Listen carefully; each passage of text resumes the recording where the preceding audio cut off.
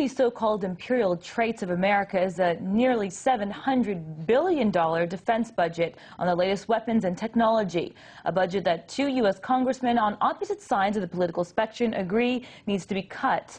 Joining me now with more on this is Brian Becker, the national coordinator for the Answer Coalition. Brian? Thank you. Now, what can you tell us about this op-ed that just came out between Barney Frank and Ron Paul, saying that the U.S. cannot sustain itself with this military budget? You've been talking about this since the Vietnam War. Well, Barney Frank is a centrist Democrat and Ron Paul is a libertarian Republican. They both issued a statement which basically says that the current military spending of the United States, these levels, is unsustainable and is, in fact, a drag on the U.S. economy. That's without question. I mean, the fact of the matter is the United States, the real budget is not $690 billion or almost $700 billion. If you include the Energy Department and the military spending in the Energy Department, and debt service to the banks for previous weapons expenditures, the real military budget is over $1 trillion. The United States spends 1 out of every 2 military dollars spent in the world. It spends it here in the United States. And so we see at a time when there's 25 to 30 million people who are unemployed or underemployed, where 47 million Americans can't go to a doctor when they're sick, there's limitless funds, limitless resources for the war budget. Now, you mentioned that aside from the money that is being spent in Iraq and Afghanistan on the war fronts overseas, 42%, at least this is what's quoted in the article, is spent here at home in the United States. And this is something our reporter referred to. You know, this is an imperial project with an economic agenda. So what I'm wondering is, will the defense contractors, the foreign policy analysts, everyone here in Washington that seems to be, to some degree, at least allegedly, profiting from the war, will they give in to decreasing the military budget? Well, they will give in. No way. Absolutely not. This is a warfare state. You know, the conservatives always railed against the Democrats for having a welfare state, meaning too much spending on social services. But the fact of the matter is, and you can see it by the budget figures, that the United States is, in fact, a warfare state. It's addicted to militarism. It's addicted to war spending, and it's addicted to war profits. The biggest corporations in America, the industrial war companies, are also linked to the banks. So you have a complex, a military-industrial banking complex that is devoted to profit maximization. That means get a government contract for war spending, those profits are guaranteed. So it seems as though it's a revolving door situation where you have the Pentagon working with the banks working with elements here in Washington.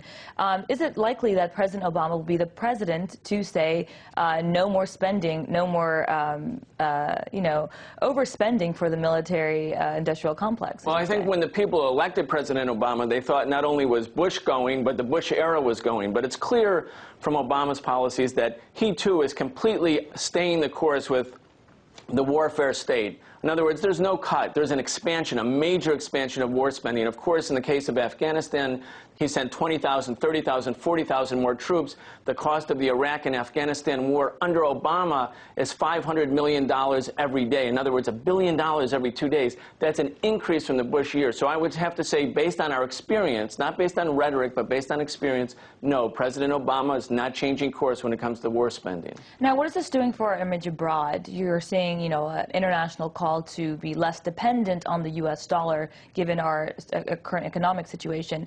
Is the decline of our influence economically and militarily, is this as directly linked to our overspending for the military budget, but also funding other countries' militaries, Israel's, Pakistan's, Egypt's?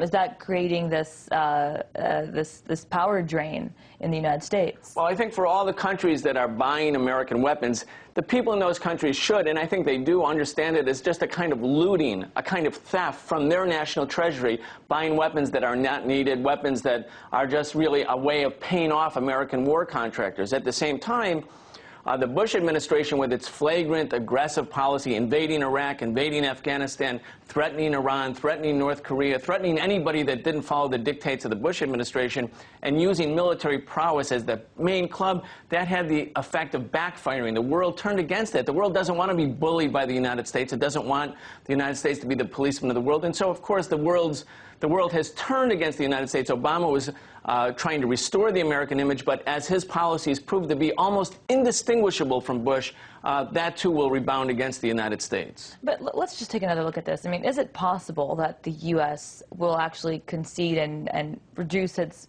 spending on military projects and the budget, of course. I mean, you saw the Wikipedia videos and some of the Blackwater videos, very disturbing images of American soldiers praising themselves after they kill human beings. Is this a mentality that we have to break before we do decide to decrease the military budget? It's not so much a mentality amongst the people, it's a mentality amongst the power brokers. In the Senate, in the House, those war budgets get passed almost unanimously, and certainly in the Senate. We have a situation similar to what happened in the Roman Empire.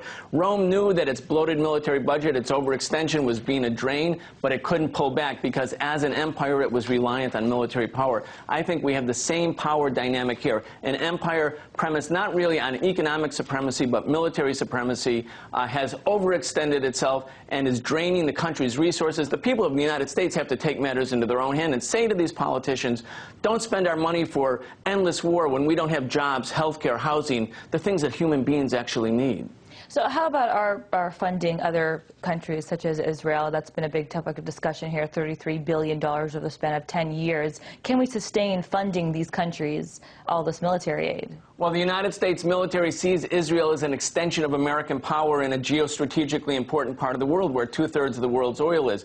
So can we, the people, afford it? No, we're spending $15 million a day to finance Israel's endless war against the Arab people. But can the banks and the corporations afford it? Yes, because it comes from our pockets. It's from the taxpayers, but they are the beneficiaries if it blows open new markets for U.S. corporations. That's Brian Becker. He's the National Coordinator for the Answer Coalition. Great to see you as always. Thank you.